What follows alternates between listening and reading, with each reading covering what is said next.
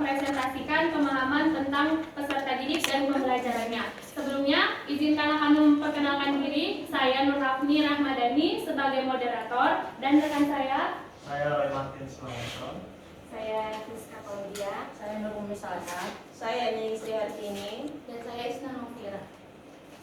Baiklah, untuk materi pertama akan disampaikan oleh teman kami Isna Novira. Kepada saudari dipersilakan.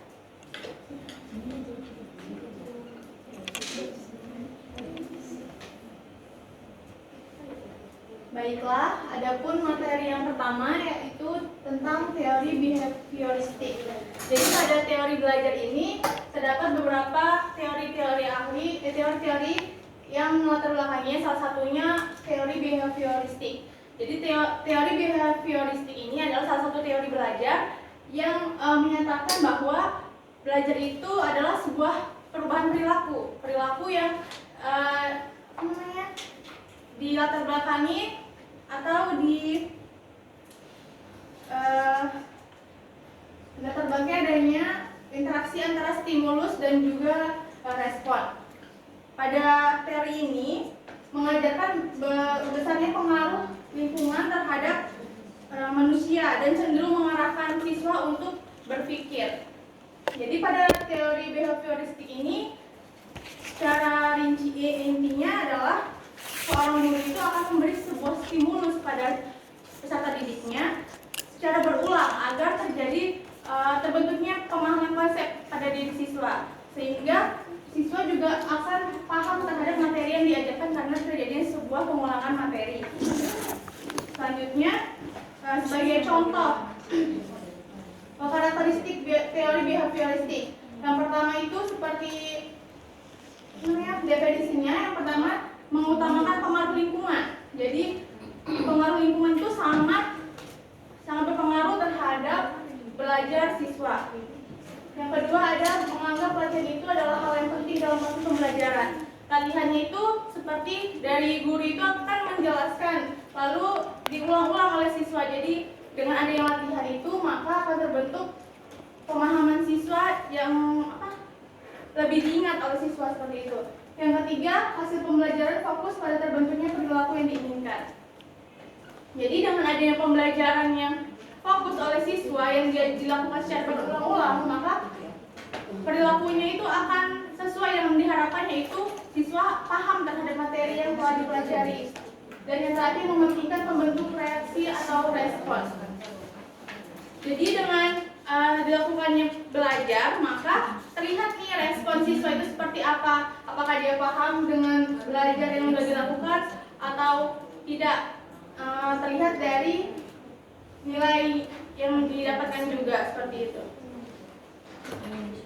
Tujuan teori behavioristik yaitu menekankan kepada pengetahuan dan menuntut siswa untuk mengungkapkan kembali pengetahuan yang sudah dipelajari dalam bentuk laporan, kuis maupun tes.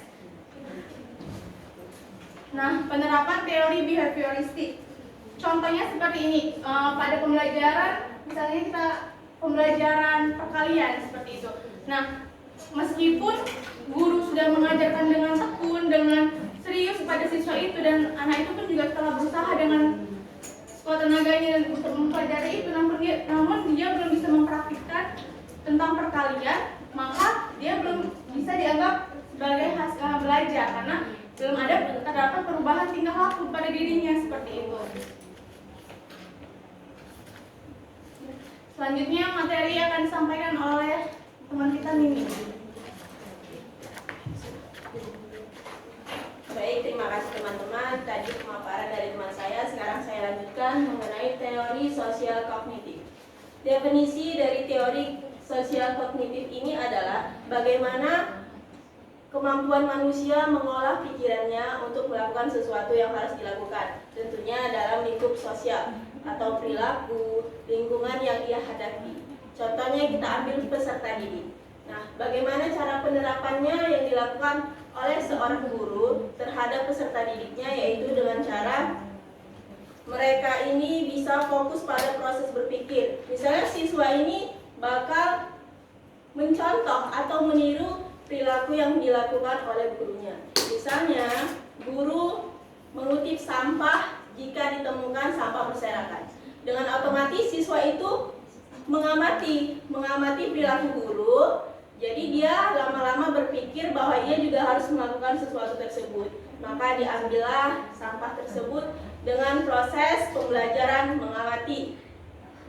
Kemudian guru juga bisa menerapkan teori kognitif sosial ini dengan membimbing siswa. Misalnya membantu siswa untuk menentukan minat dan bakatnya. Dibimbinglah siswa kemana arahnya, tujuannya mau kemana. Itu termasuk salah satu penerapan teori kognitif sosial terhadap guru terhadap siswanya. Kemudian karakteristik teori sosial kognitif.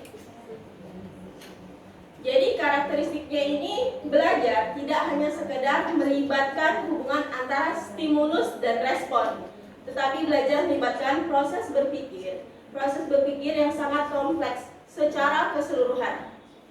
Teori ini menunjukkan gagasan bahwa sebagian besar pembelajaran terjadi dalam sebuah lingkungan sosial. Makanya teori sosial kognitif ini adalah teori yang menjelaskan perilaku, kemampuan berpikir siswa dengan menirukan perilakunya, atau dia berpikir apa yang harus ia lakukan dulu dengan proses pengamatan. Kemudian tujuan aspek teori sosial kognitif. Tujuan aspek ini adalah berorientasi pada kemampuan berpikir yang mencakup kemampuan intelektual yang lebih sederhana. Contohnya dalam pembelajaran di kelas, siswa harus diterapkan untuk mengingat. Itu adalah yang lebih sederhana. Mengingat sampai guru menuntun siswa untuk melakukan atau bisa menuntun siswa memecahkan masalah. Jadi dari proses yang sederhana sampai proses yang lebih tinggi lagi. Dan demikian dari saya, dilanjutkan oleh teman saya Nur Umum.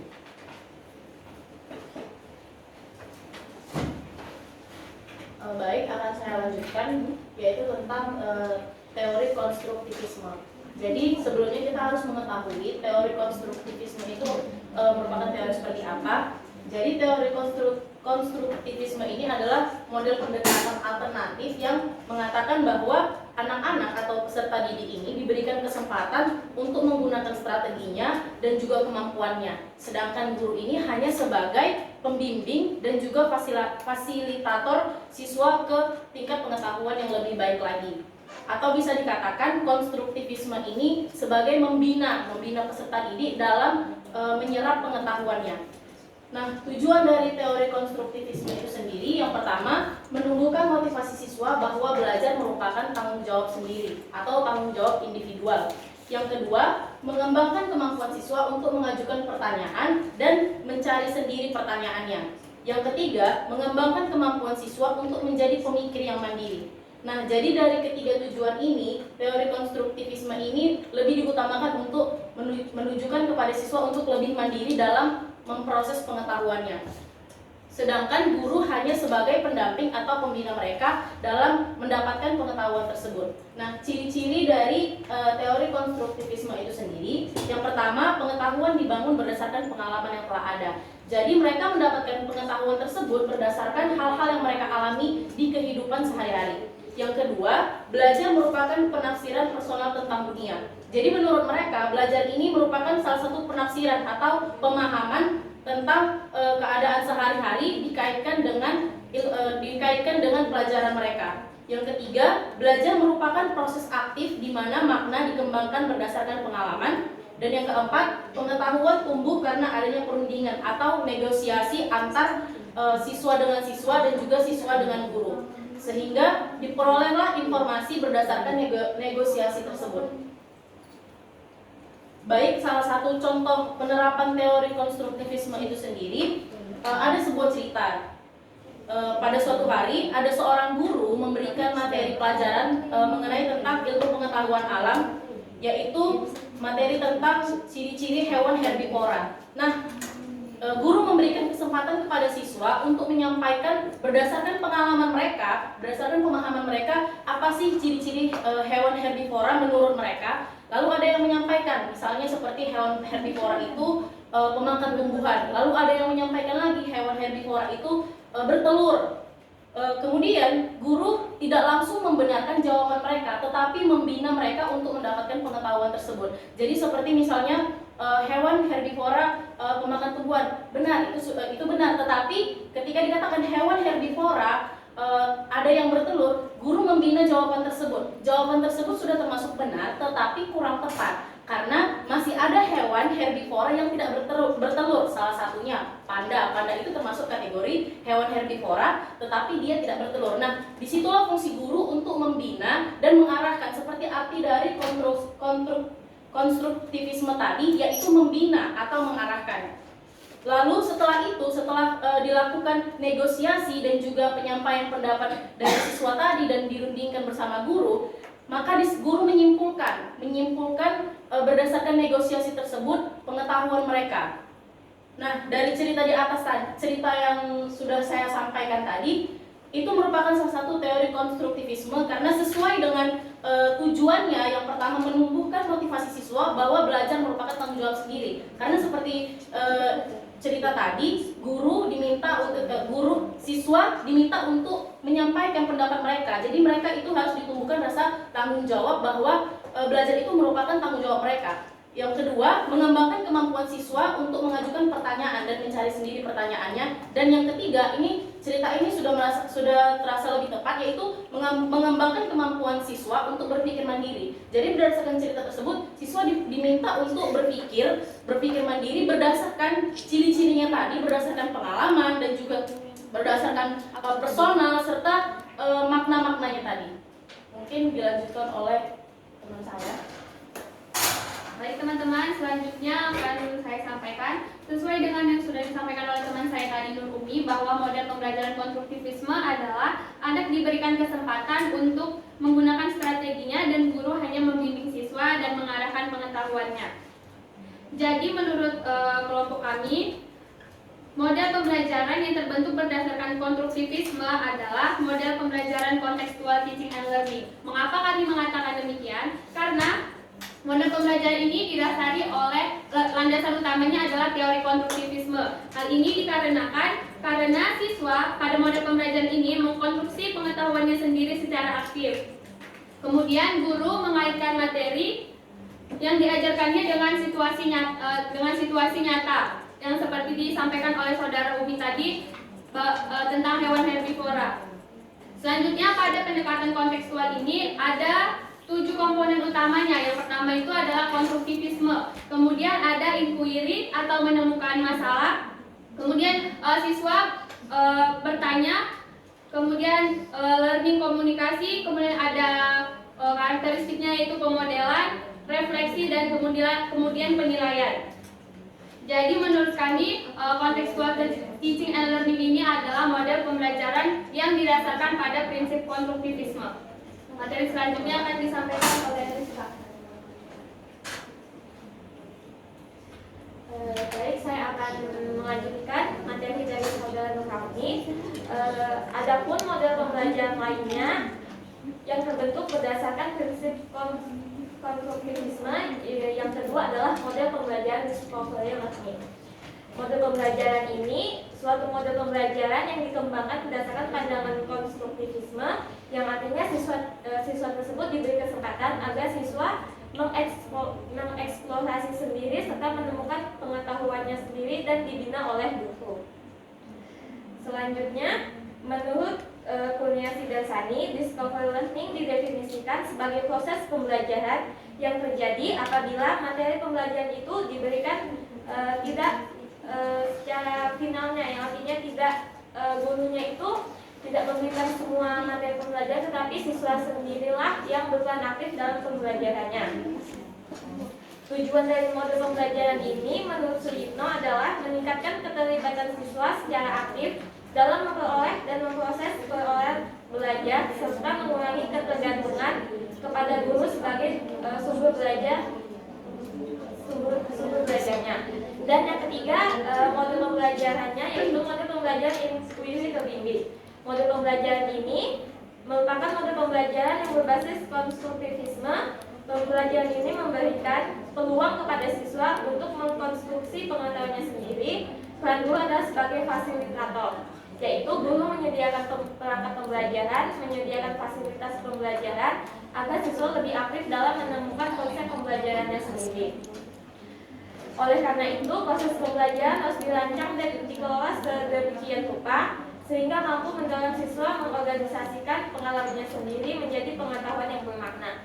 Selanjutnya, materi selanjutnya akan disampaikan oleh. Baiklah, di sini saya akan menjelaskan bagaimana cara kita sebagai guru untuk meningkatkan motivasi pada siswa. Di sini sudah ada beberapa contoh permasalahan yang dihadapi di peserta didik. Yang pertama adalah Tania, umur 7 tahun, memiliki kemampuan rendah dan keinginan yang rendah untuk sukses. Nah, seperti yang kita ketahui, anak umur 7 tahun itu merupakan anak yang duduk di bangku sekolah dasar. Nah, hal yang saya lakukan sebagai guru adalah pertama melakukan pendekatan kepada Tania, menjalin komunikasi yang baik dengan Tania untuk mengetahui apa yang menyebabkan dia memiliki keinginan yang rendah untuk sukses.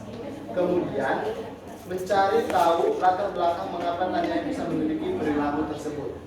Setelah mengetahui permasalahan yang kita tahu terhadap Tania, langkah selanjutnya yang kita lakukan adalah dengan cara menerapkan gaya belajar reward kepada Tania untuk mengapresiasi setiap pencapaian yang diperolehnya. Kemudian mendorong Tania untuk lebih disiplin dan memberikan semangat kepada Tania. Selanjutnya di sini adalah ada anak bernama Samuel, umur 10 tahun, yang bekerja keras untuk menjaga harga dirinya pada tingkat tinggi, tetapi memiliki rasa takut yang kuat untuk gagal.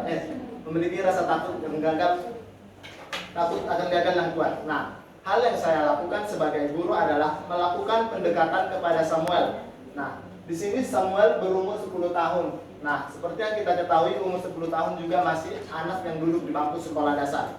Nah, setelah melakukan pendekatan kepada Samuel untuk mengetahui latar belakangnya, kemudian menanyakan apa yang membuat dia takut akan gagal. Setelah mengetahui itu semua, tindakan yang saya lakukan sebagai guru adalah memberikan motivasi dan contoh kepada Samuel tentang perjuangan ayah dan ibunya. Kemudian memberikan pujian kepada Samuel atas keberaniannya. Setelah itu memberikan kesempatan kepada Samuel belajar dari kegagalannya. Nah, kita berikan kesempatan kepada Samuel untuk belajar dari kegagalannya. Contoh, apabila dia pernah mengalami kegagalan dalam belajar, contoh seperti ujian, nah kita bimbing lagi dia agar dia bisa